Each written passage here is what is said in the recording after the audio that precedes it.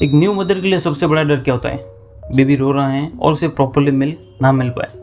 और सब लोग कहते हैं ये तो नेचुरल है, आ जाएगा, टेंशन मत लो। बट व्हाट इफ वो नेचुरल प्रोसेस इतना इजी ना हो? आज मैं आपको एक ऐसे आयुर्वेदिक सॉल्यूशन के बारे में बताने वाला हूँ जो काफ़ी लोग यूज़ करते हैं, बट उसके बारे में सच क्या है ये आपको शायद किसी ने क्लियरली नहीं बताया होगा। और एंड तक रुकिए, क्योंकि एक इम्पोर्टेंट वार्निंग है जो बहुत सारे लोग इग्नोर कर देते हैं। देखो, पोस्टमार्टम फेज इजी नहीं होता। बॉडी ऑलरेडी वीक होती है, हार्मोन्स फ्लक्चुएट करते हैं और उसके ऊपर से अगर मिल्क प्रोडक्शन कम हो तो स्ट्रेस और भी ज़्यादा बढ़ जाता है।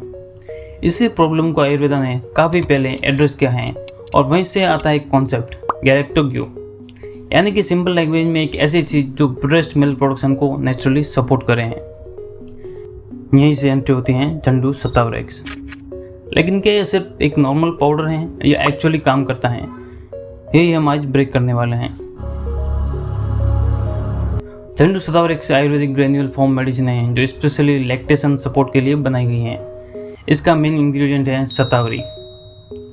आयुर्वेदा में शतावरी को queen of herbs for women कहा गया है, क्योंकि ये सिर्फ मिल्क प्रोडक्शन ही नहीं बल्कि एक ओवरऑल फीमेल रिप्रोडक्टिव हेल्थ को सपोर्ट करता है।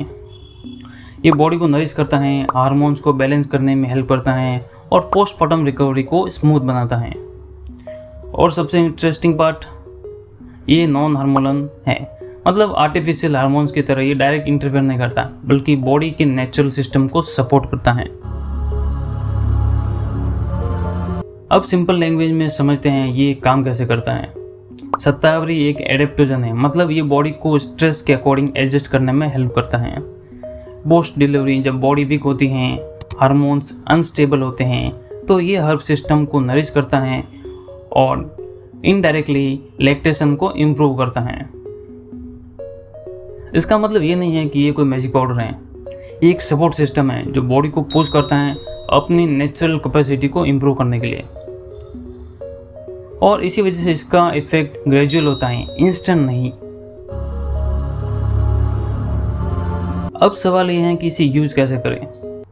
जनरली रिकमेंडेशन डोज होती हैं 1 से 2 टेबल स्पून दिन में 2 बार मिल्क के साथ लेना चाहिए, क्योंकि मिल्क के साथ लेने से इसका अब्जॉर्प्शन और इफेक्टिवनेस बेटर हो जाती है। लेकिन एक इम्पॉर्टेंट बात, हर बॉडी अलग होती है, तो डॉक्टर की एडवाइस लेना स्पेशली पोस्टमार्टम फेज में ऑलवेज बेटर ऑप्शन है। और हाँ, लॉन्ग टर्म में यूज़ के लिए सेफ माना जाता है, बट ब्लाइंडली यूज़ मत करना, स्मार्ट डिसीजन सही है।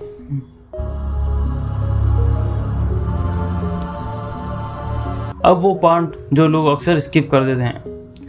अगर किसी को कोई सीरियस मेडिकल कंडीशन है या बॉडी में हेवीनेस या टॉक्सिन ज़्यादा हैं या एक्यूट लंग कंजेशन है तो इसे अवॉइड करना चाहिए। और एक और चीज़, अगर आप ऑलरेडी मेडिसिन ले रहे हैं, ऐसे केस में अपने डॉक्टर से सलाह लेना इम्पोर्टेंट है।